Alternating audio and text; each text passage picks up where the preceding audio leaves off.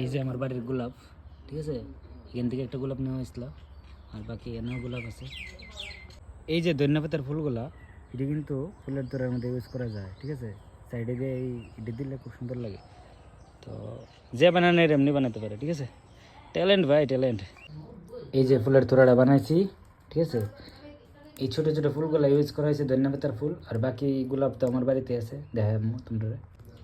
এই ফুলের তোড়াটা আমি ওখানে বানাইছি, ঠিক আছে। তো এটার মধ্যে যে এই ছোটো ছোটো যে ফুলগুলো দেখা হইতেছে, এটি কিন্তু ধন্যপাতার ফুল ভাই। ঠিক আছে।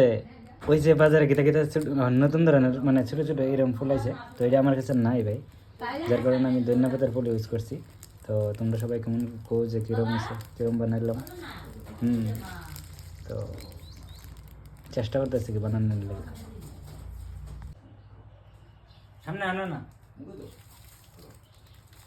এইটাতে ডেকোরেশন করুম। আর এই ছোটো ছোটো ফুলটা কিন্তু ধনিয়া পাতার ফুল, ধনিয়া গাছ থেকে পাইরে হয় না, এটার মধ্যে ঢুকানো হয়েছে। তোমরা সবাই কমেন্টে কো যে কেমন হয়েছে ডেকোরেশনটা।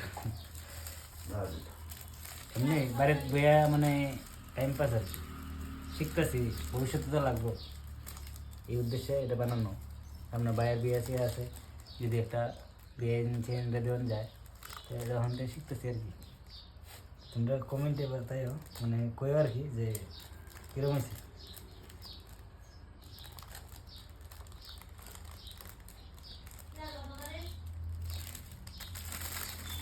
আরও ডেকোরেশন করো, মানে ভিডিওটা কানে এখন পর্যন্ত, যেমন আরও কিছু দেখি কিচেনে ঢুকান যায়।